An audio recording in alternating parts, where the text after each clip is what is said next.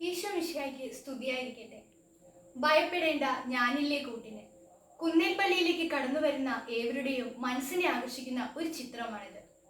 1781 സ്ഥാപിതമായ ഈ ദേവാലയം പുരാതന ദേവാലയങ്ങളുടേതുപോലെ തന്നെ പോർച്ചുഗീസ് മാതൃകയിൽ പണിയപ്പെട്ടിട്ടുള്ളതാണ്. ഇലച്ചാറുകൾ ഉപയോഗിച്ച് പെയിന്റിംഗ് ചെയ്യപ്പെട്ടിട്ടുള്ളതാണ് ഇവിടുത്തെ അൾത്താര. കുന്നിൻ മുകളിൽ പ്രത്യക്ഷപ്പെട്ട ഉണ്ണീശോയുടെ തിരുസ്വരൂപം ഇവിടുത്തെ ഏറ്റവും വലിയ ആകർഷണമാണ്. കുടത്തിൻ പുറത്ത് പൊൻകിരീടവും കുരിശുമാലയും അണിഞ്ഞ് കയ്യിൽ വിജയ പതാകയുമേന്തി ഏവർക്കും അനുഗ്രഹം ചൊരിഞ്ഞുകൊണ്ട് നിൽക്കുന്ന ഉണ്ണീശോയുടെ തിരുസ്വരൂപം ഇവിടുത്തെ മാത്രം പ്രത്യേകതയാണ്. ആ തിരുസ്വരൂപം കാണപ്പെട്ടിടത്താണ് ഇന്ന് അൾത്താര സ്ഥിതി ചെയ്യപ്പെടുന്നത്. ഇവിടുത്തെ നേർച്ചകൾക്കും പ്രാധാന്യമേറെയാണ്. ചരിത്രവുമായി വളരെയേറെ ബന്ധപ്പെട്ട് കിടക്കുന്നതാണ് തമുക്കു നേർച്ച.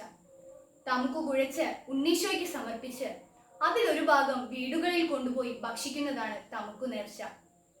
കുഞ്ഞുങ്ങളില്ലാത്ത ദമ്പതികൾ സന്താനലബ്ധിക്കു വേണ്ടി ഉടുപ്പ് നേർച്ച സമർപ്പിച്ചു വരുന്നു.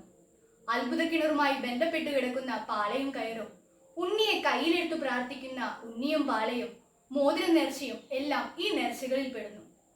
ഇവിടുത്തെ പെരുന്നാളിനും പ്രത്യേകത ഏറെയാണ്. തിരുനാളിനോട് അനുബന്ധിച്ചു വരുന്ന നൊവേനയും ഇടവക്കാർ അല്ലാത്തവർ പോലും നൽകി വരുന്ന നേർച്ചക്കഞ്ഞിയും ഇതിൽ പെടുന്നു. മതത്തിന്റെയും ജാതിയുടെയും പേരിൽ കലഹങ്ങൾ പൊട്ടിപ്പുറപ്പെടുന്ന ഈ കാലഘട്ടത്തിൽ ഇവിടുത്തെ മതസൗഹാർദ്ദം ഒരു മാതൃകയാണ്. നാനാജാതി മതസ്ഥർ പങ്കെടുക്കുന്നു എന്നതിലുപരിയായി തന്റെ പ്രിയ സുഹൃത്തായ മഹാദേവനെ കാണുവാനായി തിരുവാലൂർ ക്ഷേത്രനടയിലൂടെ നടത്തപ്പെടുന്ന പ്രധാന പ്രദക്ഷിണവും ശ്രദ്ധയാകർഷിക്കുന്ന ഒന്നു തന്നെ. ശിശുക്കൾ എന്റെ അടുത്ത് വരുവാൻ അനുവദിക്കുവിൻ, അവരെ തടയരുത് എന്ന് വിശുദ്ധ മത്തായി 19-ാം അധ്യായം 14-ാം വാക്യത്തിൽ എഴുതി വെക്കുന്നു. അതിന്റെ നിർവഹണം എന്നോണമാണ് ഇവിടുത്തെ ശിശു സമർപ്പണം. പരിശുദ്ധ ദൈവമാതാവ് ശിശുവായ തന്റെ ദൈവകുമാരനെ ശിമിയോന്റെ കരങ്ങളിൽ ഏൽപ്പിച്ച് ദൈവത്തിന് സമർപ്പിച്ചതുപോലെ മാതാപിതാക്കൾ തങ്ങളുടെ കുഞ്ഞുങ്ങളെ ഉണ്ണീശോയ്ക്ക് സമർപ്പിക്കുന്നു. ഇവിടെ വന്ന് അനുഗ്രഹങ്ങൾ നേടിപ്പോയ അനേകായിരം ആളുകളുണ്ട്.